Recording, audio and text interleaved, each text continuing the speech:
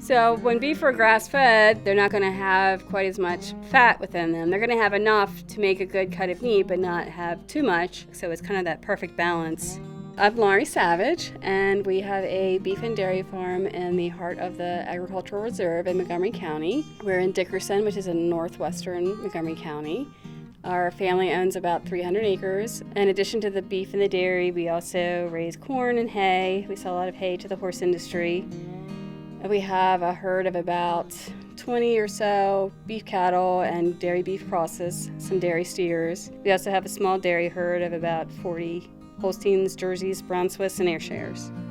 So my husband and I have both been dairy farmers our entire lives. I grew up in Frederick County on a dairy farm, and he grew up here in Montgomery County on this farm. This is his family's farm. Our kids have grown up on the farm, and that's certainly been a wonderful benefit. My kids both were in 4-H, and my son got into the beef project. So his project kind of blossomed from there, and a lot of these beef are his. Beef is a really high-quality protein. It's great for your diet. We raise our beef mostly on grass, and we sell corn to a local distiller who's here in Rockville. He buys corn at market price and turns it into various types of bourbon, rum, all sorts of things. And then we get the distiller's grain back, and we feed that back to the cattle, so it's all part of recycling. The Montgomery County Agricultural Reserve is a special area of our county.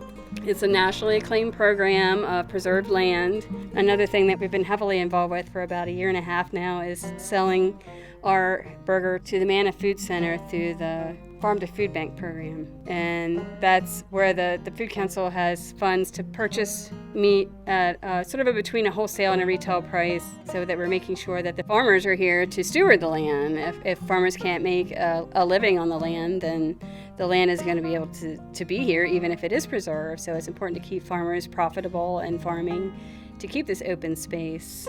And we're also feeding the hungry people in this county, which of course increased all during COVID. I like to call it hyper-local. We raise everything here on the farm, and we do a lot of our marketing here in the county. We go to farmers markets. We also sell from the farm to local residents. I think pretty much every dairy farmer has a few beef on the side. It's something that I guess you raise for yourself, so you keep a few dairy steers, or you might have a few beef animals. So it's kind of been interesting that we branched into so many different kinds of livestock over the years, from just being strictly dairy farmers. My husband, he only had dairy animals pretty much growing up, and so did I. And I mean, we definitely have to have animals in our life or we wouldn't be happy. We even have dogs at our house and a few cats in the house. Our goats live at the house, so we just like to surround ourselves with open space and animals.